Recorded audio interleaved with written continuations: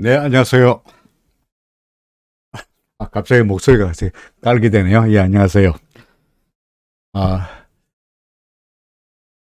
여러분들, 저도 바둑을 잘 못 둡니다만은, 잘 못 둡니다.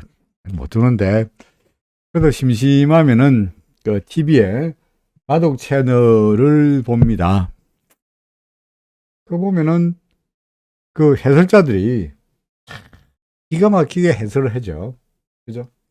방금, 소위 말해서 이제 유명한 이 사람들이 바둑을 더 두거나 기사들이 선수들이 바둑을 두면은 보면서 저거는 배착이다 이렇게 또 써야 된다, 그죠? 아니면 이건 절면수다, 이 저수는 이걸 노리는 거다라고 해석을 합니다.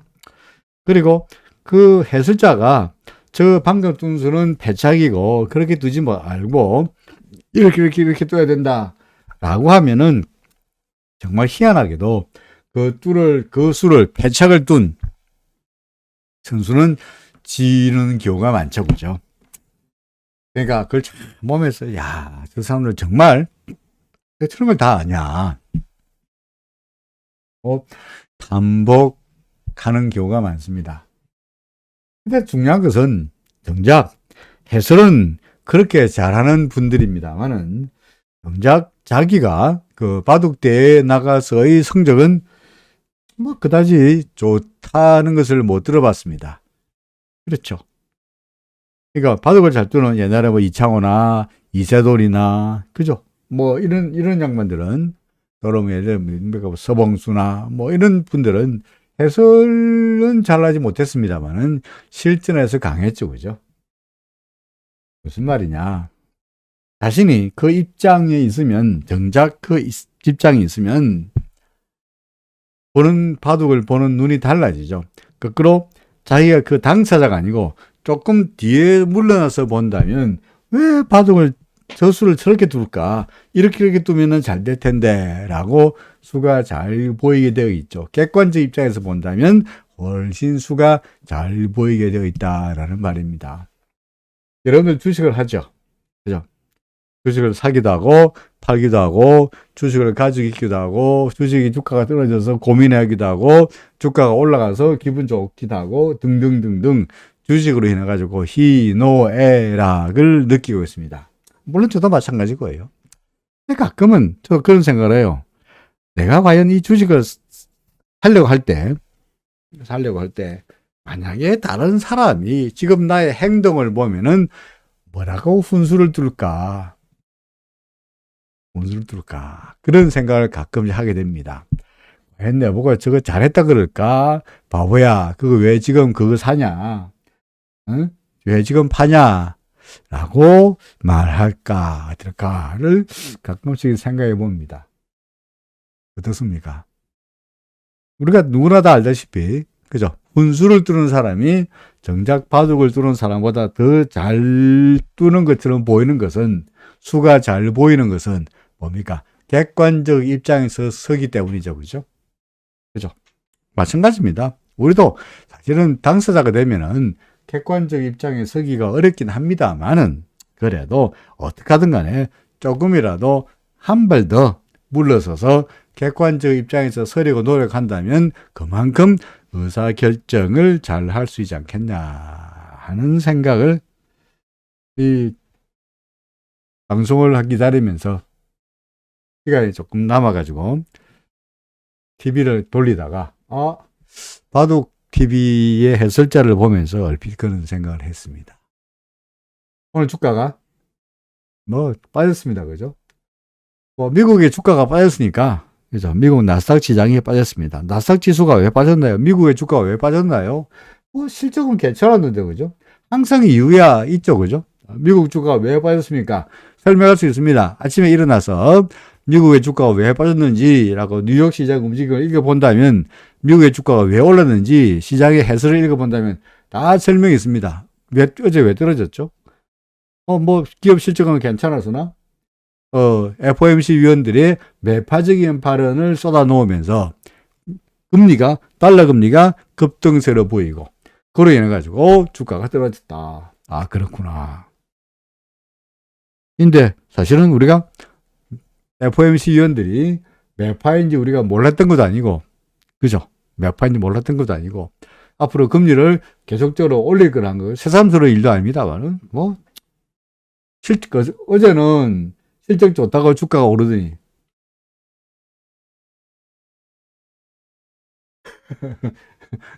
예, 현수님 알겠습니다. 예. 실적 좋다고 그러더니, 실적 좋다고 주가가 오르더니, 오늘은 실적 오르는 거 실적은 관계없고, 금리 올랐다고 주가가 떨어지고요. 정말, 여기 붙이면 여기고, 저기 붙이면 저기고, 그죠? 아 붙이면 아고, 저 붙이면 저거, 뭐, 그렇게 된다는 이야기입니다. 그러니까, 그때가 다 당사자 입장에 서가지고, 좌지, 우지, 갈팡, 질팡 하지 마시고, 어떻게 하라고요? 좀 멀리 떨어져서 객관적인 시장으로 보시라. 아니, 또 저는 여전히 뭐라고 주장하고 있습니까? 어제도 그렇고, 오늘도 그렇고, 그저께도 그렇고, 오늘 아침에 그 마니투데이 방송에 항상 목요일마다 11시 한 10분, 20분에 출연합니다만은, 물론 나가진 않습니다. 전화로 연결합니다만은, 거기서 내내 주장한 그겁니다. 어제 여러분들에게 주장한 것과 똑같은 이야기 했습니다. 오늘은 주가가 빠지고 있는데, 뭐, 주가가 빠진다 그래가지고 겁낼 거 뭐 있냐. 어차피 추세는 아직까지는 상승세가 이어지고 있다. 뭐 그런 이야기를 계속했습니다. 그 이야기를 오늘도 반복합니다. 주가가 떨어졌다 그래서 겁낼 필요 없다. 어차피 우리의 목표는 뭐 아직까지 시장에 에너지를 알려주고 있는 RSI가, 그죠? RSI가 여전히 스트렝스가 아직까지는 뭐 팔란시로 나타나지 않았기 때문에, 그렇다면 오늘 떨어졌다 그래서 겁낼 거 없이 다시 내일이건 모레건 다시 올라갈 수 있지 않겠냐 하는 이야기입니다. 그러다가 RSI가, 그죠? RSI가 미안하다 하고 주가가 쭉 빠지면서 RSI가 안타깝게도 30m 내려가 버리면은 할 수 없네 라고 팔면은, 그게 느긋하게 기다리면은 오히려 서두른 것보다, 오늘 제가 강의 제목은 서두르면 지는 거다라고 이야기했습니다만은, 서두른 것보다는 훨씬 낫지 않겠냐. 항상 제가 말씀드리듯이 우리야 주식 하루 이틀하고 끝날 것이 아니기 때문에 이 짓을 오래 해야 되고, 이 바닥에서 오래 버틸려고 그러면은 소위 뭡니까? 요즘 유행하는 지속 가능한, 그죠? 지속 가능한 거래를 계속적으로 이어가야 되지 않겠냐. 그러기 위해서는 객관적인 시각으로 보시라. 그죠? 객관적인 시각으로 보시라. 뭐 그런 이야기입니다. 오늘 외국인들이 좀 팔았고요. 그죠? 기관들도 팔았죠. 그죠? 소위 말해서 쌍끌이 매도입니다. 외국인들은 코스닥도 팔았고, 기관도 코스닥 팔았으니까, 오히려 개인들만 연락이 샀고, 그죠? 연락이 샀고, 소위 쌍끌이 매도가 나타났는데, 쌍끌이 매도치고는 하락폭이 그다지 강력하지 못합니다. 그죠? 막 그냥 미미한 정도. 그러니까 상승하다가 하락하고, 상승하다가 하락하고, 상승하다가 조정받는 이 약간의 조정이 어제에 이어서 오늘도 나타났다. 그죠? 오늘도 조정이 나타났다. 아직까지는 우리는 이 파동이 반등 파동이라고 계속 주장하고 있죠. 그죠? 그죠? 뭐, 삼성전자 약간, 다만, 몇몇 종목들, 어제 제가 차트를 쭉 보면서 후반부에 그 일부 종목들, 약간 삼성전자, 그죠? 뭐 이런 종목들 쳐다보면서, 삼성전자, 하이닉스 이런 종목을 보면서, 삼성전자, 후행스팬에 걸리네. 그죠? 그런 이야기 했죠? 그러고, 하이닉스, 다 좋은데 구름에 걸리네. 네, 그런 이야기죠, 그죠? 네, 구름에 걸리네. 그랬더니 소위 올라갈 때 우리가 그 저항으로 작용할 때, 그래서 여기서 이제 주가가 돌았을 때 저항선으로 작용하는 것이 뭐가 작용입니까? 뭐 그 전에 그 전환선도 있고요, 그죠? 그 다음에 기준선이 있고요. 그 다음에요 구름이 있고요, 그죠? 그러니까 전환선도 저항선으로 작용하고, 기준선도 저항선으로 작용하고, 구름도 저항으로 작용하고, 그리고 올라갈 때 뭡니까? 후행스팬과의 때 만나는 캔들도, 그죠? 캔들도 저항선으로 작용하죠. 그러니까 이것도 이것도 저항 가지 마세요. 막아내리는, 위에서 끌어내리는, 그죠? 매물로 끌어내리는 저항선으로 작용하는데, 근데 하이닉스 같은 경우에는 기준선은 넘어섰지만 구름에 걸렸죠.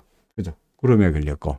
반면에 뭡니까? 삼성전자 같은 경우에는 뭡니까?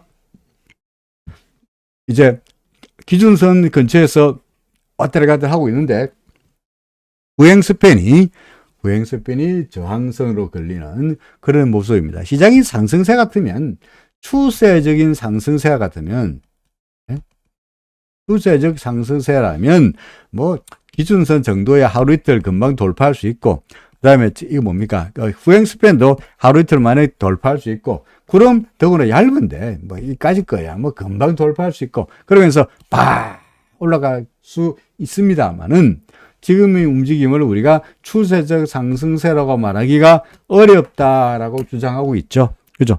지금 추세적 상승세라고 말하기 어렵다고 주장하는 근본적인 이유가 어디 있습니까? 아무래도 이게 거래량이나 거래대금이, 그죠? 거래량, 거래대금이 뒷받침하지 못한다 하는 이야기죠. 오늘은 그래도 주가가 빠지면서, 그죠? 오늘 주가가 좀 빠지면서 거래대금이 조금 늘어나는 그런 모습이기도 합니다만은, 예컨대 그동안 여기서 시작해서 주가가 올라갈 때 거래대금이 팍 이게 늘어야 되는데, 어떻게 되고 있으면, 오히려 거래대금은 오늘은 그렇습니다. 전반적으로 거래대금이 늘지 못하고 있는 거죠. 그렇죠? 거래량이나 또는 거래대금이 늘어야, 이거는 소위 말해서 시장에서 신규 매수세를 의미하는데, 이게 신통치 못하다는 이야기는 새로운 돈이 시장으로 안 들어오고 있다는 이야기니까, 이제는 솔직히 이야기해서 여러분들 지금 시장에 새로운 돈이 들어오기가 좀 여건이 좋지 못하잖아요. 그죠? 여러분들 지금 돈 있으면은 뭐 여러분들이 당연히 주식을 산다 그러겠습니다만은, 돈 있으면 사람들은 지금 예금하면은요. 예금하면은 요새 5%까지 안 줍니다. 4.5% 줘요. 그렇습니까? 그러니까 돈 있으면은 아무것도 없는 옛날에는 은행에 예금해봤자 4.5%가 아니고 0.5%밖에 이자 안 줄 때마더라도 돈 있으면 은행에 예금하기 깝깝하니까 이걸 가지고 뭐라도 주식을 사가지고 수익을 내려고 했고, 그런 것들이 2020년, 2021년도에 주가 상승을 코로나 시절에 해가지고 주가가 시장이 엉망으로 예상됐는데, 오히려 주가는 급등했던 그런 때는 금리가 근본적으로 낮았기 때문에 그동안에 상승세를 촉발했다라고 말할 수 있는 거죠. 그죠? 코로나 시절에. 근데 지금은 그 좋았던 시절에 3,300 이후에 내려와서는 2021년 이후에 3,300 이상 가기에는 좀 불안하지 않느냐 라면서 슬슬 매물이 나오기 시작하더니 그때부터 하락세가 이어졌고요. 그 이후로 내내 지금 별볼이 없는 모습인데다가, 더구나 최근 들어와가지고는 금리마저 적극적으로 주식을 살 만큼 분위기를 만들어내지 못하고 있죠. 그게 어떻게 증거로 나오고 있느냐? 거래대금이 늘지 못하고 있지 않느냐? 그런 이야기가 됩니다. 그죠? 자, 그래서 올라가기에는 좀 이미 신규 매수자가 모자라니까 올라갈 때마다 괜히 애매한 기준선에 걸리고 구름에 걸리고 후행스팬에 걸리고, 그러면서 상승이 좌절되고 있다. 그러니까 우리의 전략은 바닥에서 매수한 전략이 아니고 어떤 전략이라고요? 반등할 때마다 어떻게 하든 간에 물량을 끌어내야 된다 하면서 일관되게 주장하고 있는 겁니다. 자, 질문이, 기관이나 외인들이 동시호가에 물량을 많이 거래한 이유가 있나요? 오늘도 동시호가 기관 외국인이 금액이 많이 상당하던데요. 특별하게 얘들이 동시호가의 금액을 상당히 많이 내는 이유는, 글쎄요. 기관들의 여기들이 오늘이 무슨 요일이죠? 목요일인가요? 뭐 위클리 옵션 때문에 그런가? 특별하게 예를 들어서 선물 옵션 마감일 같은 경우에는 종가를 어떻게 해보려고, 과거에 종가를 어떻게 해보려고 그 동시호가에 와장창 들어와가지고 주가를 일부러 끌어내리고 올리는 그런 모습이 약간 있긴 했습니다만은, 지금은 그런 모습이 소위 불공정 거래라 그래가지고 상당히 감시를 많이 하거든요. 왜 당국에서 이거 감독을 해서 쳐다보고 있습니다. 걔들도 바보야 하니까 쳐다보고 있으니까 함부로 그 주가를 조작해가지고, 동시호가에다가 주가를 조작해가지고 얘들이 주가를 억지로 종가를 올리거나 떨어뜨리거나, 뭐 9월 말이라든지 12월 말이라든지 윈도우 드레싱 할 때는 모르겠습니다만은 특별하게 저로서는 이유를 잘 못 찾겠습니다. 그러니까 항상 매일 그렇다면 모르겠는데 매일같이 동시효과만 되면 이놈들이 들어와서 한다 모르겠습니다만 그렇지 않는다면 뭐 하루 이틀 있다고 그 동시효과에 거래량이 많다 그래가지고 얘들이 의도적으로 거래를 주가를 끌어올리거나 끌어내리기 위한 조작이라고 말하기 이제 어려울 것 같고요. 그런 건 있죠. 아시겠습니다만은 그 사전에 서로 이제 그 공시를 하고 그 시간의 거래군요. 예를 들어서 내가 장중에 거래하면은, 그죠? 장중에 거래하면은 문제가 있을 테니까, 블락딜이나 있죠, 블락딜. 그죠? 블록딜. 그죠? 장중에 내가 40만 주 팔 테니까, 네가 40만 주 사라. 미리 짜고, 그죠? 미리 짜고 거래하는 경우는 이제 시간외로, 장 마감 다음에 블락딜로 하는 경우가 있습니다만은, 동시효과에서 얘들이 왜 하는지는 잘 모르겠습니다. 저도 과거의 사례를 한번 찾아보고 혹시라도 그런 사례가 있는지 쭉 보고 나서 말씀드리겠습니다. 제가 알기로는 그다지 특별한 이유를 잘 발견하지 못하겠다는 이야기입니다. 자, 코스피 anyway. 그래서 오늘은 거래량 늘었습니다만은 최근 들어서 주가가 상승할 때 거래량이 늘지 못한 상태니까 아직까지는 거래량으로 봐서 우리는 여전히 여기라도 우리 뭐로 본다고요? 여전히 반등으로 보고 있다. 그죠? 반등으로 보고 있다. 그래서 A 파동이고 B 파동이고 C 파동인데 그럼 예를 들어서 이렇게 굳이 말한다면 이게 A 파동이고 B 파동인데 A가 B인데 이게 C일지라도 이럴 수 있죠. C가 스몰 a, 스몰 b, 스몰 c 하면서 C가 될 수 있죠. 그죠? 그러니까 A, B 그 다음에 이게 C인데, C가 하나, 둘, 셋. 이렇게 될 수 있죠. 그러니까 지금이 A에, B에, C라면 지금이 뭐 이럴 수도 있다는 이야기죠. 그죠? 그죠? 그렇다면 이야기는 다시 올라갈 건데, 이게 A, B, C 같으면, 스몰 a, 스몰 b, 스몰 c 같으면은, 이건 넘어갈 거다. 이건 넘어간 거 당연하고, 그죠? 요거 넘어간 거 당연하고, A, B, C니까, 이 A 파동이 B 파동이 C 파동이 A 파동 넘어간 건 당연하고 이 C 파동도 세 개로 나눌 때 지금 여기라면 스몰 A, 스몰 B, 스몰 B, C라면 이거 내려간 다음에 올라가면은 이거를 지나가는 건 당연하다. 요것도 넘어가는 것이 당연하지 않겠냐. 여전히 저는 뭡니까? 2300 보기 전까지는 2300 보기 전까지는 아직까지 포기하지 않겠다. 반등을 포기하지 않겠다. 부득부득 우기고 있는 겁니다. 그렇죠?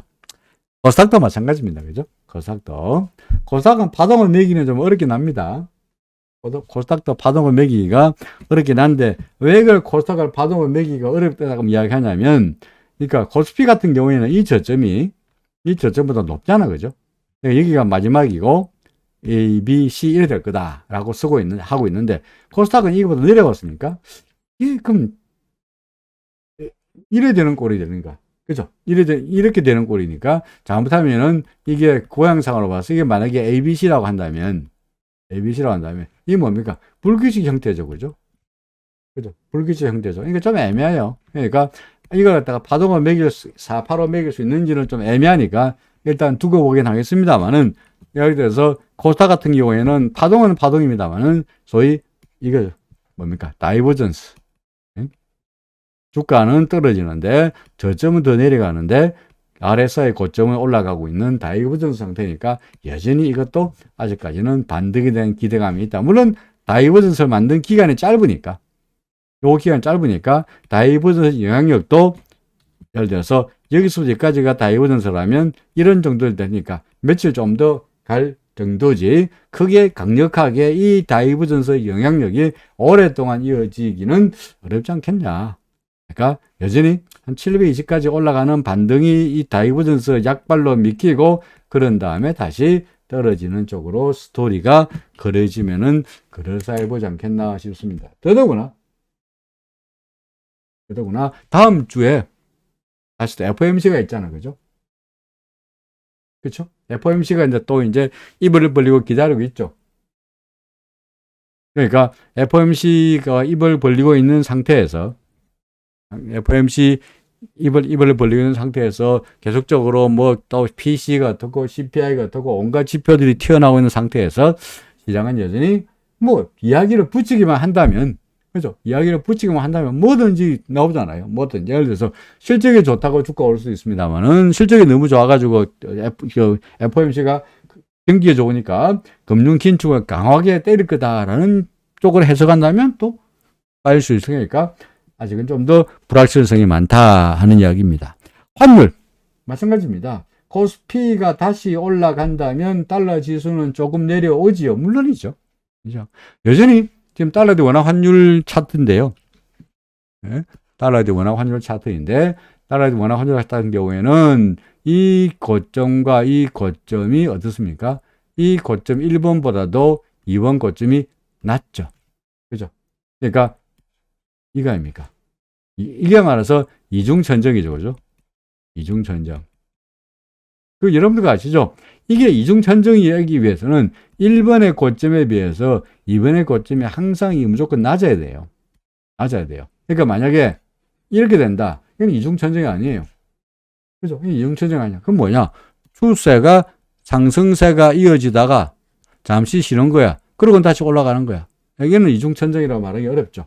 그러면 이 이중천정이 아니라 이게 만약에 바뀌려면은 이렇게 되고 주가는 올라가는데 RSI가 낮아지면서 다이버전스가 확인이 돼야 뭔가 바뀌는 거지. 이거는 이중천정이라 하기 위해서는 이 고점과 고점이 두 번대가 낮아야 되는데 지금 같은 경우에는 전에 여기가 1442원이 있는데 그죠? 아직 여기는 아직 1440원에 있으니까 조금 낮잖아. 그죠? 그래서 조금 낮죠. 조금 낮은 데다가 RSI는 떨어지고 있죠. 이건 다이버전스가 아무것도 아니고 그죠? 주가도 떨어지고 RSI도 힘도 떨어지니까 여전히 우리는 보정 이중천정 더블탑 더블탑으로서 이렇게 달러 원화 환율이 떨어질 걸로 보고 있다는 이야기입니다. 달러 인덱스는 꾸역꾸역 어제 같은 게 좀 올랐습니다. 그렇죠? 어젯밤에 오른 이유는 뭐냐니까 뭡니까? 달러 금리가 그죠? 달러 금리가 갑자기 와장창 오르면서 달러 금리가 오르고 채권가격이 떨어지면서 달러 금리가 오르다 보니까 달러 인덱스는 좀 올랐습니다만 더구나 이엔화 환율이 지금 오늘 아침에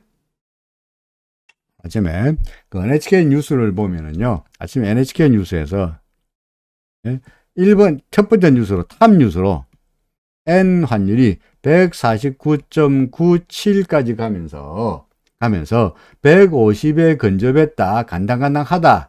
하는 것 같다가 아침에 NHK 뉴스에서 탑으로 이야기하더라고요. 그러니까 일본도 지금 뉴스에 민간 방송이 TV 방송에서 테레비 방송 아침 9시 뉴스에 경제 방송도 아니고 정권 방송도 아닌 일반 방송에서 엔화 환율이 150 근접했다고 할 정도 같으면은 전 국민의 관심사가 상당히 몰려 있다는 거죠. 근데 어제도 말씀드렸습니다만은 일본은 엔화 환율이 올라갈 때도 막을 자가 없다 그랬죠. BOJ 중앙은행의 개입 말고는 엔화를 위로 끌어내릴 만한 특별한 방법이 없죠. 엔화가 어디 갔나? 보면서 얘기할까요? 엔화야 나오느라. 엔화야 나오느라. 엔화가 어디 가버렸나? 아, 여기 있네요. 예, 여기 있네요. 그죠? 엔화가 지금 정말 간당간당합니다. 149.93 뭐 합니다. 그죠? 근데 막을 자가 없다는 게 문제고, 그로 인해 가지고 엔화 환율이 올라감으로 인해 가지고 달러 인덱스도 덩달아 올라가는 경향이 있긴 합니다만은 엔화의 비중이 전체 달러 인덱스에서 한 15%밖에 안 되니까 그래도 달러 가치가 크게 올라가고 있지 않는데 아무래도 150 근처에서는 뭔가 BOJ도 그렇고 뭔가 개입이 나오든지 시장에서 불안해하니까 조금 주춤거리면 결국은 달러 인덱스도 덩달아서 기존의 우리 주장대로 이렇게 하락세를 보이지 않겠나라고 생각됩니다. 프로그램 거래는 아침에 금액을 설정해서 돌리나요? 아니면 중간중간에 금액을 설정하나요? 중간중간에 설정하죠. 아침부터 금액을 정하지는 않아요. 그러니까 그때마다 그 현물과 선불가의 차이를 가지고, 그러니까 프로그램 거래가 두 개잖아요. 그죠? PR 거래가 두 개잖아요. 하나가 뭡니까? 비차익 거래가 있고요. 두 번째가 차익 거래가 있죠. 그죠? 그죠? 차익 거래가 있죠. 이 차익 거래는 현선물에서 현물을 사고 선물을 팔거나 현물을 팔고 선물을 사거나 하는 게 선물과 관련되는 게 차익 거래고, 비차익 거래는 뭡니까? 소위 말해서 한 방에 예? 왕창 담는 이런 말하죠. 뭐 팔기도 왕창 파건 담는. 이거는 소위 이제 펀드에 예? 펀드에 그 주식을 편입시키기 위해서 비차익 거래를 하죠. 물론 그 외에도 차익 거래라고 하면서 현물과 선물을 동시에 거래하면 차익 거래가 되지만, 앞으로 예를 들어서 현물을 먼저 거래해 놨다가 나중에 조금 있다가 선물을 앞으로 그러니까 현물을 사고 선물을 파는 거래 같으면 현물을 사고 선물을 재빨리 동시에 팔면은 차익 거래가 되는데, 내가 보기에 선물 좀 오를 것 같아. 그러니까 현물을 먼저 사고 좀 기다렸다가 선물이 오르면은 파는 이런 거래도 가능해요. 그런 거래는 현물과 선물을 동시에 거래하지 않기 때문에 어떻게 보고하냐니까 비차익 거래다라고 보고해요. 현물을 바로 당장 샀으니까 선물을 거래 안 하고. 하지만 외부인으로 봐서는 차익 거래인지 비차익 거래인지 이게 현물과 선물이 이게 연결되어 있는지 안 되는지를 밖에서는 알 수가 없죠. 담당 펀드 매니저만 알 수 있는 거예요. 그래서 그때만 합니다. 아침에 자 오늘 100억치 프로그램 거래 떨려라 그러지 않고, 그때마다 현물과 선물의 거래 차이가 많이 나면은 차익 아비트라지 할 수 있는 찬스가 많다면은 프로그램 거래가 늘어나는 거고, 뭐 오늘 프로그램 해볼까 하는데 별로 아비트라지 찬스가 별로 없거나, 또는 펀드에서 오늘 얼마 사야 되냐, 그때마다 매일매일 그 자금 수급이 달라지는 거니까 그때마다 금액을 정해가지고 거래하죠. 그러니까 정하지는 않습니다. 뭐 대략적인 금액을 정합니다만은 그게 하루 종일 이어지는 않는다는 이야기입니다. 달러 지수가 삼각형 모양처럼 보이기도 해서 더 올라갈까봐 걱정이 됩니다. 아, 삼각형. 이거요. 아, 예. 삼각형. 글쎄요. 삼각형인데, 그죠? 이 참 패턴이란 게, 그야말로 보기 나름이에요.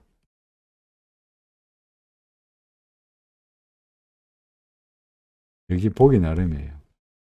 아, 이상희님 그 카드 결제 제가 위에 이쪽에다가 이야기했는데, 사전에 며칠 전에 예를 들어서 만기가 되면은, 예? 수강 신청 말씀하시는 거죠? 수강 만기가 되면은 만기 전 며칠 전에 좀 이렇게 연장을 할 수 있도록 하라고 했는데, 그게 아직 개발이 안 된 모양이죠. 끝난 다음에 다시 한번 제가 결제에 대해서 다시 한번 담당자들 이야기를 해보겠습니다. 끝나고 나서. 자, 새로, 그래서 패턴부터. 패턴은 보기 나름이에요. 무슨 말이냐. 예를 들어서 주가가 올라갔다 내려갔다가 올라갔다 내려갔다가 올라갔다 내려갔다 이렇게 된다 치자 이거죠. 주가가 그 전에 막 올라갔어요. 네? 올라가다가 이런 모양을 보였어요. 그죠? 그럼 이게 사람들에게 뭐로 보이느냐? 이거 헤드 앤드 숄더야. 네? 헤드 앤드 숄더야. 헤드 앤드 숄더. 그죠? 헤드 앤드 숄더. 헤드 앤드 숄더. 그러니까 헤드 앤드 숄더니까 올라가니까 이거 무너뜨리면 이제 떨어질 거야. 그죠? 그러니까 상승해서 하락으로 돌아서는 반전 패턴으로 해석가지고 그죠? 이거. 그렇죠? 이렇게 올라갔다. 그죠? 근데 이걸 보기에 따라서는 줄을 어떻게 끊느냐? 줄을 어떻게 끊느냐에 따라서는 줄을 예를 들어서 이렇게 끄면 뭐 이렇게 끊는다든지 이렇게 끄면 뭐가 됩니까? 삼각형이잖아. 그죠? 그럼 삼각형은 뭡니까? 삼각형은 추세가 상승하다가 삼각형 만들고 나면 다시 어떻게 올라가죠. 그죠? 그죠? 줄을 긋기에 따라서 이게 보기에 따라서 이게 헤드 앤드 숄더가 될 수도 있고 아니면은 삼각형이 될 수도 있고. 그러니까 이건 참 진짜 어려워요. 주관적으로 누구의 눈에나 다 똑같이 삼각형으로 보이고 누구의 눈에나 다 똑같이 헤드 앤드 숄더로 보이면 좋겠습니다만은 어떤 사람 눈에는 그게 헤드 앤드 숄더로 보이고 어떤 사람 눈에는 삼각형으로 보이고, 그러니까 패턴을 가지고 의사결정으로 삼기에는 아무래도 무리가 따른다. 왜? 주관적이니까. 그죠? 주관적이니까. 보는 눈에 따라서. 그렇잖아요. 예를 들어서, 뭐 있습니까? 미스 코리아 대회 하는데, 어떤 사람 눈에는, 야, 저 사람 참 예쁘다. 미스터 코리아, 야, 저 사람 정말 근육 마음에 든다. 사람마다, 남자, 여자를 볼 때, 이성을 볼 때, 사람마다 성격이, 보는 눈이 다르죠. 그죠? 반면에, 어떤 사람 눈에는 좋아 보이 이상형이 있는데, 어떤 사람 눈에는 전혀 아니고, 어떤 사람 눈에는 전혀 내 타입가 아닌데, 다른 사람 눈에는 정말 자기가 좋아하는 평생 백마탄 기사가 되는 거고, 알 수가 없는 거죠. 그래서, 그냥 뭐, 패턴은 과거의 전통적인 기법에서, 제가 가지고 있는 책 중에, 에드워드 앤드 메이지가 쓴 책이 있습니다. 에드워드와 메디가 쓴 테크니컬 어널리시스 어쩌고, 어널리시스 어쩌고, 이런 책이 있어요. 테크니컬 어널리시스 인 스탁인가? 아마 그런 책 같아요. 근데 중요한 것은 에드워드와 메지라는 사람이 두 사람이 쓴 거는 분명해요. 이 책이 어떤 책이냐? 이런 거, 헤드 앤드 숄더, 삼각형, 이중천정, 이런 거 쓴 사람이에요. 쓴 책이에요. 근데 몇 년도에 썼냐? 1930년대에 나온 책이에요. 그죠? 거의 이제 100년 돼가는, 그래서 한 100년 돼가네. 제가 있는데, 그러니까 그만큼 오래됐으니까, 요즘은 다, 뭐 그냥 여러분들에게 이야기하죠. 야, 이거 헤드앤드 숄더 같다. 응? 헤드앤드 숄더 같다. 내지는 뭡니까? 이중천정 같다. 삼각형이다. 라고 말하지만, 그것 때문에 결정적으로 지금 헤드앤드 숄더인가 팔아라. 내지는 더블탑인가 팔아라. 내지는 뭐 이중천정이니까 사라. 이런 얘기 안 하잖아요. 언제 삽니까? 헤드앤드 숄더는 보이는데, 예를 들어서 RSI가 팔라 그러면 팔아라. 기준선 밑으로 내려가면 팔아라. 구름 밑으로 내려가면 팔아라. 라고 하지. 이것 때문에 팔라는 이야기 안 해줘. 왜? 주관적이기 때문에. 따라서 그만큼 위험하다. 그죠? 위험하다. 그런 이야기였습니다. 그러니까 이야기 길어지고 있습니다만은 달러가 삼각형이라 보입니다만은 뭐 보기에 따라 그럴 수 있습니다만은 뭐 저는 뭘 믿습니까? RSI가 팔라 그러니까 여기서 팔라 그러니까 그걸 그대로 믿고 싶다. 그리고 솔직히 달러의 원화 환율의 경우에 1440원이죠. 그죠? 제가 옛날에 이럴 때 1300원 밑에 있을 때 이상현님 기억하시겠습니다만은 이쯤 왔을 때 제가 뭐라고 했느냐? 환율이 1300원 넘어가더라도 이상하지 않을 겁니다. 그래서 기억나십니까? 1300원 넘어가더라도 전혀 이상하지 않을 겁니다. 1400원 거쳐갔을 때 제가 뭐라고 말했느냐? 그 당시에 달러 대 엔화 환율이 145까지 갔었거든요. 145. 근데 그 당시 달러 엔화 환율이 달러 엔이 145까지 갔다면 우리나라 달러 대 엔화 대 원화 환율이 10대 1 정도의 비율로 가진 걸 본다면 달러 대 엔화 환율이 140까지 갔다면 달러 대 원화 환율은 1450원까지도 갈 수 있다. 그죠? 이야기했죠? 1450원 갔어요. 실제로. 1450원까지 갔잖아요. 맞습니까? 근데 1450원까지 갔는데 그 다음에 여기서 얼마나 더 갈 거냐? 엔 같은 경우에 지금 일본은 사실은 150위로 올라갈 때 막을 자가 없다고 말씀하고는 있습니다만 현실적으로 뭐 달러 엔이 150을 넘어갈 수는 있어요. 절대 못 넘긴다고 말을 하기는 어려워요. 하지만 달러 엔이 150을 넘어선다면 이거는 엄청난 사건이 될 겁니다. 만약에 이게 145에서 150을 넘어서게 된다면 150 이상을 넘어가게 된다면 이거는 시장으로 봐서는 엄청난 사건이에요. 거의 국제금융시장에 엄청난 충격이에요. 왜? 달러가 그야말로 강력한 달러 아니겠습니까? 그죠? 울트라 스트롱 달러죠. 그죠? 그럼 엔이야 뭐 그렇다 치더라도 엔화가 그만큼 강세가 보인다는 얘기, 달러가 그만큼 강세라는 이야기는 엔화가 강세를 보이는 만큼 예를 들어서 필리핀 페소, 타이 바트, 말레이시아 링기트, 말레이시아 링기트, 인도네시아, 인디아 루피아, 인도네시아 루피아, 이런 돈들, 그죠? 그 외에 베트남 동 어떻게 쓰나? 베트남 동, 이런 돈들, 필리핀, 동남아시아의 타이, 말레이시아, 베트남, 인디아, 인도네시아, 이런 돈들이, 좀 설명하겠는데 왜 또 이런 게 뜨나? 네? 이런 돈들이 충격을 받아서 약세를 보일 공기보다 더 약세를 보일 거고, 엔에 비해서 훨씬 더 약세를 보일 거고요. 그러면 그로 인해 가지고 그쪽에서 자금들이 와르닥닥 빠져나오면서 분명히 제2의 IMF, 과거에 이쪽 어디입니까? 과거에 1997년도에 우리나라입니다만은 인도네시아, 타이, 그쪽에 태국, 그쪽에다가, 예? 그 IMF 파동이 IMF 때문에 뭡니까? 국제금융위기가 왔잖아요. 그죠? 러시아대로 문제였고, 그 다음 1997년도에. 그렇게 될 가능성이 점점점 높아지고 있지 않냐. 소위 그쪽 작전에서 달러가 빠져나가면서,